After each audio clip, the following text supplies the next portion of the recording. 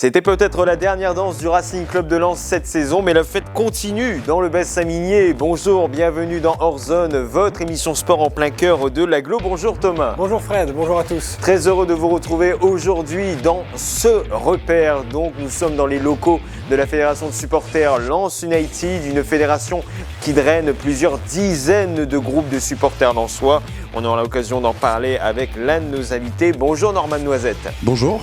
Et donc vous êtes membre de cette fédération, à quel poste précisément? Je suis président de la fédération. Président tout simplement en haut de l'échelle donc, et on parlera avec vous, bien sûr de Lens United, on parlera du Racing Club de Lens, on fera un large récap de cette rencontre face à Monaco, on évoquera la victoire des poloistes à Arnes, on parlera de gros bras dans l'agenda, et ça c'est Thomas Verbrouche-Delchambre qui m'a lancé cette perche, mais là c'est à mon tour de vous lancer la perche, puisque dans le clapping, eh bien, on va aller dans les tribunes. Et oui, on parlera de cette dernière journée de Ligue 1 à Lens, une belle fête avec aussi des réactions de Franck Hayes et Seko Fofana. Norman Noisette sera avec nous, Didier Delannoy sera là dans le point RCL pour revenir plus en détail sur cette fin de saison du Racing Club de Lens et également la saison 2022-2023, mais juste avant, on part sur les terrains dans Hors Zone.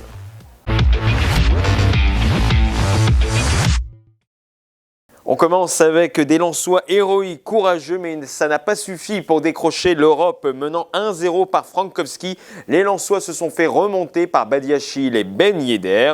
En fin de match, Ignatius Ganago a égalisé. Les Lensois privent ainsi Monaco de la qualification directe en Champions League. Les Monégasques devront passer par les qualifications. Lens termine 7e. A noter également que l'entraîneur du RC Lens, Franck Hayes, a prolongé son contrat jusqu'en 2025. Le club l'a officialisé lundi soir. Norman, est-ce que vous étiez dans les tribunes samedi soir pour Lens Monaco? Bien sûr, en Marek. Et comment avez-vous vécu cette rencontre? Comme beaucoup de rencontres cette saison avec le RC Lens, avec passion, du suspense et une happy end, puisque on termine sur un match nul héroïque de nos joueurs, un stade rempli, un beau parquage monégasque, il faut le souligner, et puis une fin de saison à l'image de toute cette saison, généreuse.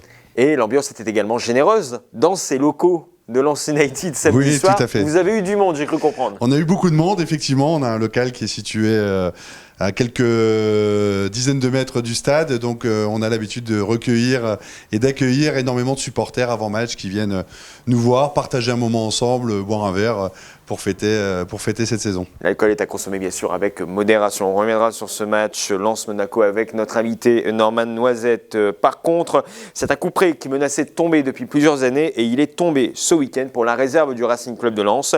Après un nul de partout face à Beauvais, but de Labo Lascari et de Zaïbo, les Lensois ont appris qu'ils étaient relégués tout simplement en National 3, la 5e division, et ils sont sûrs de terminer avant-dernier de ce championnat devant Sannois-Saint-Gratien. Côté mercato, au club depuis 13 ans, l'espoir Ryan Meralen quitte le club, ainsi que l'international marocain Ismaël Guerti après 3 saisons.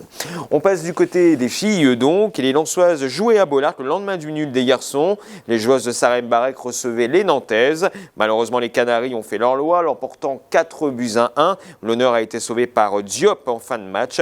Les Lensoises sont 6e de leur groupe de D2. A noter également la retraite d'Amélie Coquet. La joueuse du RC Lens raccroche les crampons à 37 ans. Elle a disputé 67 matchs en équipe de France féminine. A noter aussi, Fred, que 900 supporters étaient présents dans ce stade Bollaert et le Racing Club de Lens a récolté 2675 € avec le Racing Cœur de Lens, de l'argent qui sera reversé au centre d'information sur les droits des femmes et des familles. Mission maintien retardée pour l'US Vimy, battu à domicile par les anciens pros de Wascal, leader de la poule de N3. Une défaite par la plus petite des marges 1-0. Vimy est 9e à portée de canon de la zone rouge. Et on va tout de suite parler d'un sport qu'on a adoré découvrir la semaine dernière, le water-polo. Thomas Verbrouche, je repense encore à mon peignoir donc du SNH. Les poloistes de Arnes ont décroché une très belle victoire à l'extérieur. Oui, les hommes d'Acoche Biro ont mené d'emblée en métropole lyonnaise face à Givors 1-4 dans le premier quart-temps, puis 4-6 à la mi-temps. Ils ont gardé jusqu'à la fin la tête et superbe victoire à la fin 9-12 pour les Arnésiens. Ils sont 5e de la poule haute de National 2. Handball, c'est fini pour les Carabiniers. C'était ce samedi à la salle Othello Trony, une dernière prestation pour pour le duo d'entraîneurs Fred Pommelet et Romain Abbas que les joueurs du CBM se sont inclinés 22-28 face aux hommes de Saran-Loiret. Les Carabiniers terminent à une très belle 4e place de la poule 3 en National 2 et c'est l'équipe de Saint-Marcel-Vernon qui a fini en tête du classement. Et c'est prometteur pour la saison prochaine, sachant que les Carabiniers veulent monter donc à l'étage au-dessus. Enfin, un mot, je pensais jamais dire ça de ma vie, un mot de voiture radiocommandée, Thomas. Oui, elles ont roulé exactement 12 heures sur la piste de Lens Slot Racing ce week-end de nuit. Et c'est le Slot Racing Lille Métropole qui a remporté l'épreuve face notamment à Écodœuvre et Faux-Lambré.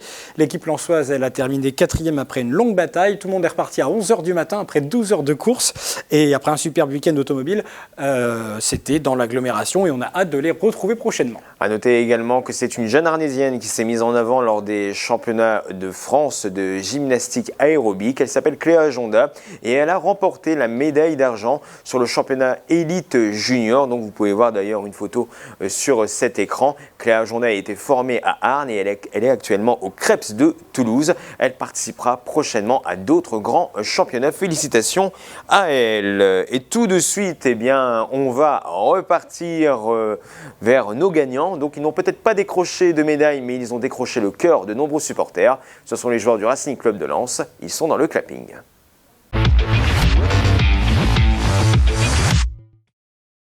Le Racing Club de Lens a conclu son championnat à la tête haute samedi soir au stade Bollaert d'Ellelis. L'occasion pour toute une ville de célébrer son équipe. Des milliers de supporters se sont donné rendez-vous dans les rues et dans les tribunes. Récit de cette belle soirée de fête avec nos journalistes sur le terrain, Thomas Barbouche-Deschambre et Valérie Lannoy pour Télégoël. Oh là là, mais qu'est-ce qui va se passer? On va les chicoter. C'était le mot d'ordre, comme d'habitude, des supporters des 100 et or. Pour le dernier match de la saison face à Monaco, ils étaient samedi des milliers dans les rues de Lens, arborant fièrement les couleurs de leur club de cœur. Ils ont ravi les restaurants, les bars et ont rempli les tribunes de Bollaert, comme Christian, qui vient ici depuis 40 ans, toujours un drapeau à la main. Ah bah moi ça a commencé avec un seul drapeau, puis après on a monté ainsi de suite et avec la collection quoi. Bah là il y en a 6, mais chez moi j'en ai à peu près une trentaine. On espère que Lens va gagner quand même. Un petit 2-0, ça serait bien. Un score qui permettrait à Lens de décrocher la victoire et peut-être accéder à la Conference League en comptant sur des faux pas de Nice et Strasbourg. Un scénario dans la tête des joueurs à moins de 2 heures du début de la rencontre à leur sortie de l'hôtel du Louvre-Lens. Des centaines de supporters les avaient attendus, comme l'année dernière, ils ont suivi le trajet du bus jusqu'à l'entrée du stade. Un stade incandescent qui scandait le nom de Yannick Cahuzac pour sa dernière apparition à Bollaert en tant que professionnel. Après 3 saisons ici, le Corse s'apprêtait à raccrocher les crampons devant des supporters qui n'ont pas hésité à lui rendre un vibrant hommage. Sous l'œil de son comparse Jean-Louis Leca, blessé et donc absent pour la dernière, la déclaration d'amour s'est poursuivie en tribune Marek avec ce superbe tifo évolutif, un amour du blason, un amour pour ce club qui fait et fera tant chavirer les cœurs des 37 764 passionnés présents pour cette ultime soirée de Ligue 1. À la demi-heure de jeu, les hommes de Franck Hez faisaient véritablement un pas vers l'Europe par l'intermédiaire de leur piston gauche, Przemysław Frankowski. Il inscrivait là son 6e but depuis son arrivée à Lens. Vite rattrapé par le monégasque Badiachile, les deux équipes se quittaient à la pause sur un score de parité. Lens devait de nouveau marquer pour faire basculer son destin. Après les traditionnels corons, le match a manqué un peu d'animation avant que Wissam Ben Yedder assène un coup supplémentaire aux Lensois, mené à l'heure de jeu. Quelques changements plus tard et avec la dernière entrée de Yannick Cahuzac sur le terrain, c'est Ignatius Ganago, au bout du suspense, qui marquait le dernier but de la saison à la 96e minute. Score 2-2, le rocher s'effrite, s'effondre, les Monégasques ne se qualifieront pas directement pour la Ligue des Champions. Bollaert vibre et crie sa joie. Tout comme aux abords du stade, des fumigènes, des feux d'artifice et des cris de célébration pour ce match nul qui a des airs de victoire. Franchement, j'ai pensé que le match était hardcore. Lens, ils étaient au-dessus et Lens pouvait dominer le match. Et Lens, l'année prochaine, va jouer l'Europe. Allez Lens! On est là, on est toujours en Ligue 1, c'est le principal. On n'a pas joué l'Europe, mais bon, super match. Merci Seko Fofana d'avoir pris le micro à la fin pour nous dire on les a empêchés d'aller en Ligue des Champions et ça c'est beau. Au stade, ils sont encore des milliers à suivre les derniers au revoir adressés à Yannick Cahuzac. Les joueurs profitent encore, certains avec leurs enfants, et tous retourneront au vestiaire pour fêter cette fin de saison. En conférence de presse, Franck Hez, qui restera encore au poste d'entraîneur jusqu'en 2025, racontait sa fierté d'avoir encore une fois conduit les Lensois à tenir face à un adversaire plus fort sur le papier. J'ai des joueurs qui n'ont pas souvent lâché grand-chose. Et en tout cas, une fois de plus, ils ont été jusqu'au bout et ils ont été logiquement récompensés d'au moins le point du nul. L'avenir doit maintenant dire quels joueurs resteront au Racing Club de Lens. Les incertitudes tournent autour de bon nombre d'entre eux, à commencer par Seko Fofana. Aujourd'hui, le plus important, c'était de faire plaisir aux supporters. Il y avait un projet qui avait été mis en place. Je pense que les dirigeants sont satisfaits. Alors là, on va discuter tranquillement de voir ce qui va se passer par la suite. Mais voilà, j'ai pris énormément de plaisir. Merci à toutes les personnes qui m'ont donné du respect, qui m'ont mis dans les meilleures dispositions pour exploiter mon talent. Et je suis très content et voilà, très reconnaissant. Place donc aux tractations, aux départs et aux arrivées, avant un retour cet été du Racing Club de Lens, qui va embrasser une 3e saison consécutive en Ligue 1. De très belles images, donc on remercie encore une fois Thomas Verbouche-Delchambre, qui est là d'ailleurs, oui. et Valérie Lannoy, donc de Télégoël. Norman, qu'avez-vous ressenti en voyant ces images du clapping ? Beaucoup d'émotions parce que on termine sur une note extrêmement positive. Il suffit de voir les visages des plus jeunes, comme en début de reportage, comme les plus anciens, avec le drapeau. C'est toutes les générations qui se retrouvent à Bollaert. C'est les hommes, les femmes. Il n'y a pas de conditions sociales, il n'y a pas de couleur, de religion, il n'y a rien. On est juste des amoureux du Racing. Et on est beaucoup, on est nombreux. On a cette chance à Lens d'avoir un public extrêmement fidèle et nombreux. Et du coup, voilà, on apprécie de voir ça parce qu'il y a 3-4 ans, on sait d'où on vient, on sait ce qu'on a vécu. Et du coup, on reprend plaisir aujourd'hui à retrouver ces images de joie sur les visages des supporters lensois. Et est-ce qu'il y avait est-ce que cette émotion était également présente dans cette fédération de supporters Lens United ? Bien sûr, parce que tout le monde voulait fêter. On savait que le match de Monaco pouvait être décisif sur une qualification européenne. Pour autant, les gens voulaient juste se retrouver, prendre plaisir de fêter cette saison, ces joueurs, cet état d'esprit, cet entraîneur. Donc il y avait beaucoup de joie, il y a eu des fumigènes qui ont été allumés dans la rue. Voilà, il n'y a pas eu de blessés, on a fait attention. Mais c'était extrêmement festif. Les rues étaient bondées de gens et les terrasses des cafés également. Et concrètement, à quoi sert la fédération Lens United ? Vous pouvez un peu nous expliquer ? Alors nous, on regroupe aujourd'hui 25 associations de supporters partout en France. Donc on en a à Toulouse, à Toulon, dans l'Ouest. Et en fait, on accompagne ces sections de supporters pour leur donner l'accès, par exemple, aux déplacements, lors des déplacements de pouvoir accéder au parquage, dans l'organisation, dans les relations avec le club.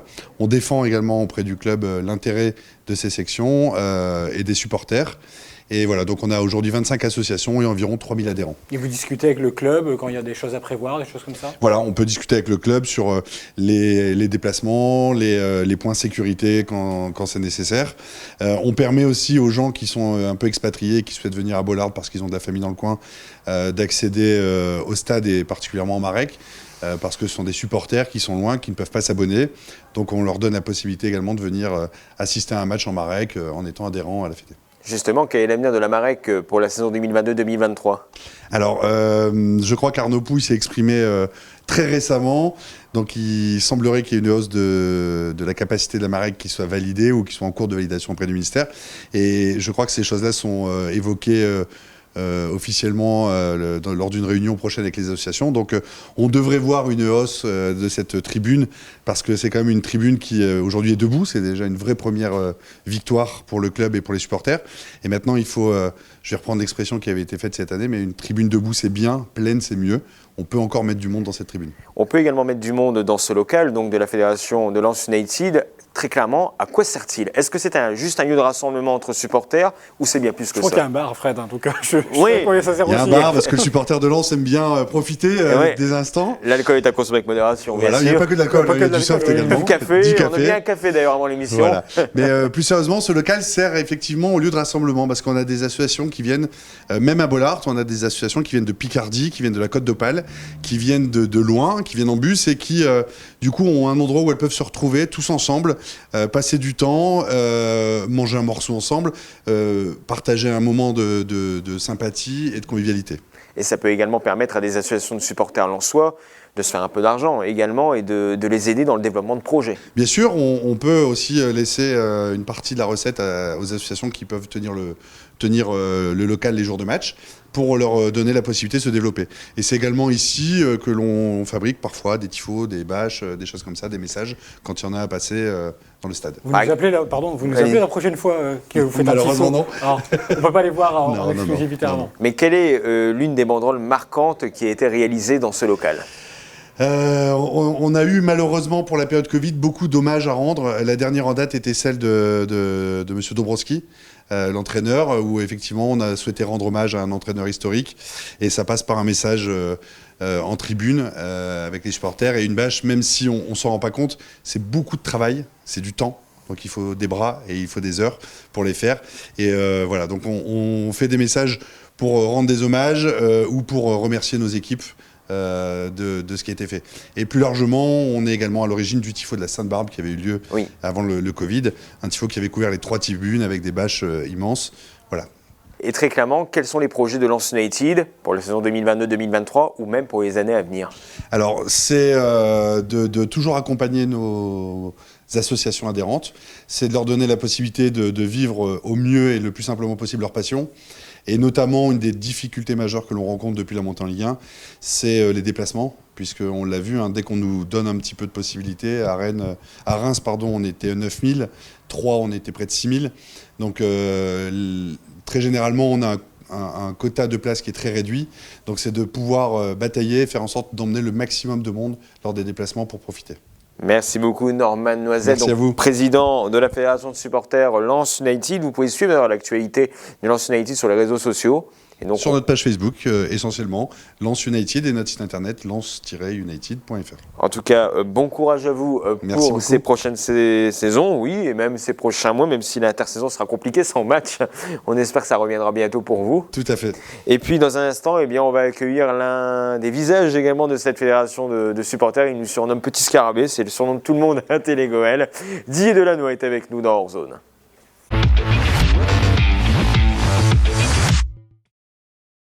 Depuis 50 ans, il supporte le Racing Club de Lens et il a fallu attendre cette saison 2021-2022 pour qu'il allume un fumigène, tout simplement. Didier Delannoy est avec nous. Bonjour Didier. Bonjour Fred, bonjour Thomas.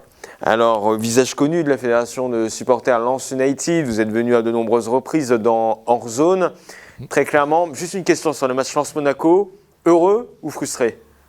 Non, d'abord c'est vraiment de happy end, comme il avait dit tout à l'heure Norman. C'était un énorme plaisir.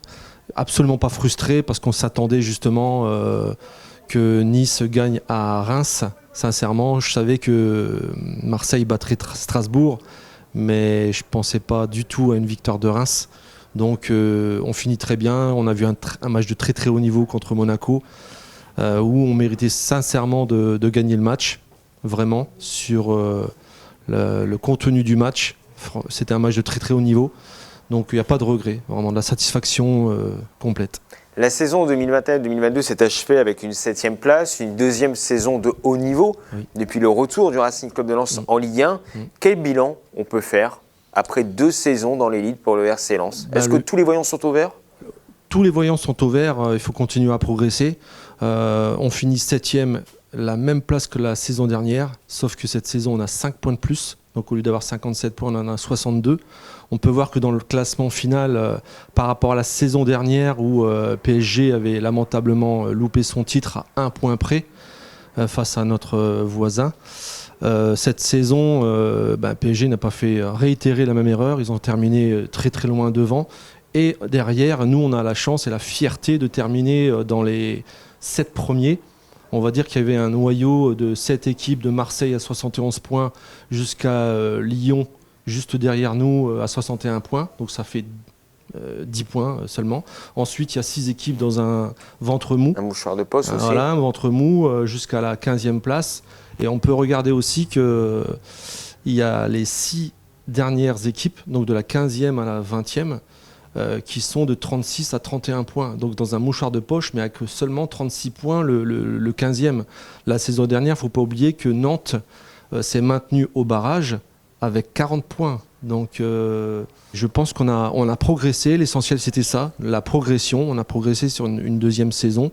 Il faut continuer comme ça. Alors si on continue comme ça, on a surperformé, on va dire. Si on continue comme ça, forcément, on aura peut-être l'ambition d'approcher encore plus l'Europe, quoi. Et cette performance, elle est due à quoi selon vous? Au coaching, à l'effectif qui était là cette année, qui était encore meilleur que l'année dernière?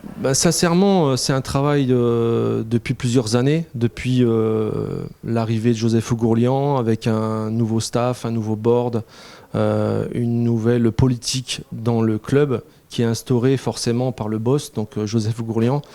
Il a restructuré le club niveau par niveau.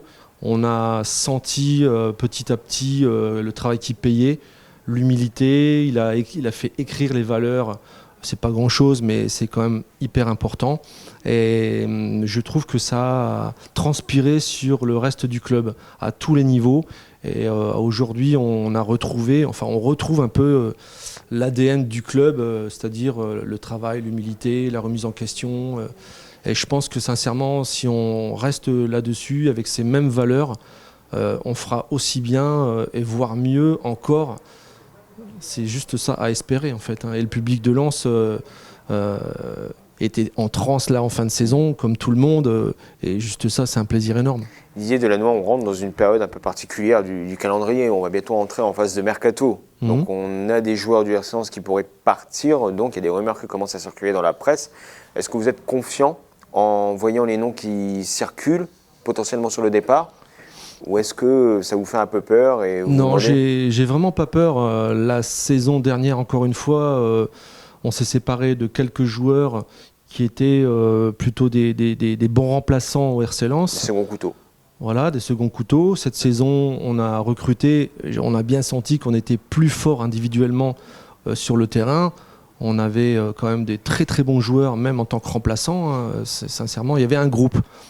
Et moi, je préfère avoir une fois 11 joueurs plutôt que 11 fois un joueur, c'est-à-dire un groupe, une équipe. Et Frank Hayes, avec son staff, il a fait un super travail. Florent Ghisolfi fait un super boulot. On sent qu'il... Directeur sportif, il sent vraiment le football. Je pense qu'il sent les joueurs qu'il faut à Lens, parce qu'il y a un état d'esprit à avoir. Et donc j'ai confiance, sincèrement. Je ne me pose pas de questions à savoir est-ce qu'on sera meilleur la saison prochaine par rapport à cette saison. De toute façon, c'est comme dans une entreprise, on remet les compteurs à zéro, on redémarre un nouveau projet. Et sincèrement, je pense qu'avec la même politique de club, on devrait continuer à progresser comme ça. Franck Hayes a prolongé son contrat jusqu'en 2025 avec le Racing Club de Lens, 2 ans après son arrivée en lieu et place de Philippe Montagnier. Ça aussi, c'est une bonne nouvelle, un ouf de soulagement, même selon certains supporters. Oui, mais là-dessus, je ne pensais vraiment pas du tout à un départ de Franck Hayes. Sincèrement, je pense qu'il est vraiment attaché à ce club. On le sent vraiment. C'est un mec... il a énormément de valeur en lui, il connaît parfaitement le football, il vient de la formation.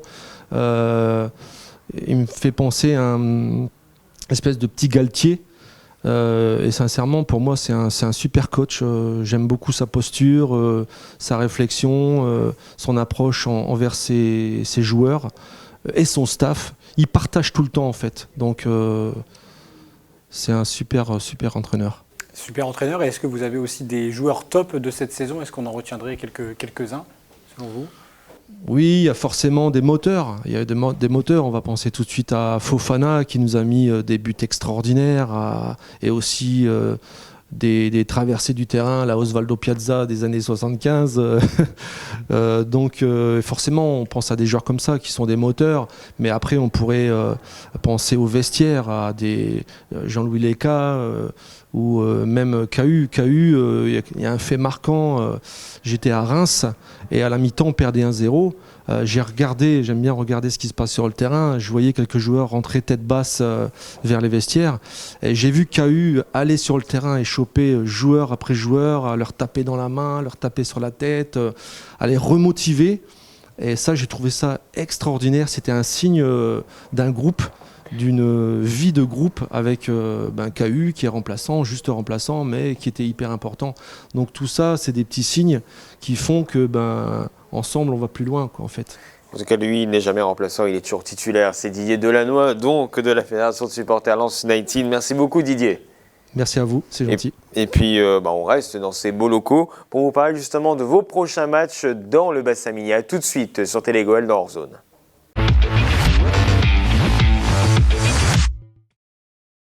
Et oui, il y a encore du foot et même du sport dans l'agglo de Lens-Liévin. La réserve, même si elle est reléguée en National 3, c'est officiel, jouera sur le terrain de Fleury-Mérogis samedi à 18h. Et la semaine a été pluvieuse, mais on ressort ce week-end si possible avec le soleil, Thomas. Oui, on se mouille d'abord avec une rencontre de water-polo à suivre à la piscine de Arnes samedi à 20h. Le SNH reçoit l'équipe d'Aix-en-Savoie. Si vous êtes plutôt ring, rendez-vous au gala de catch samedi soir à Mazingarbe, un gala de catch caritatif qui commencera à 20h. Cet événement est placé sous le sigle d'une fédération qui vise à récolter des fonds contre la sclérose en plaques. 10 € pour les adultes, 4 € pour les enfants et en pré-vente, c'est 8 € pour les adultes et 4 € pour les enfants à la salle Anatole France de Mazingarbe. C'est organisé par l'ICWA avec l'association de Mazingarbe, la Sauce 62. Et vous aimez le catch, Fred? Oui, j'aime bien me balader en slip. Enfin, pour voir des chevaux, pas du catch, mais des chevaux direction Liévin ce week-end avec le concours national d'attelage. C'est samedi et dimanche au Val de Souchet, programme dressage, maniabilité et marathon aussi. Et je vous rappelle que si vous organisez un événement sportif, eh bien n'hésitez pas à nous envoyer un message sur le Facebook de la rédaction de Télégoël. Merci à vous, Didier Delannoy. Merci à vous. Et puis la Fédération Lens United, on la suit sur les réseaux sociaux, donc.